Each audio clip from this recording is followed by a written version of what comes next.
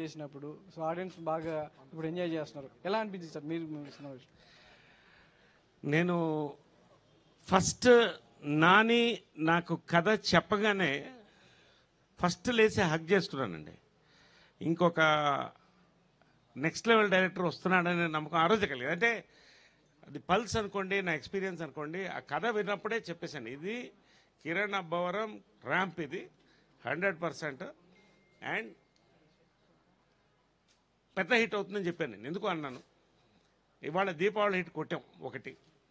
రెండోది నా character work అండి, చెప్తున్నప్పుడే ఇట్ వాజ్ హిలేరియస్.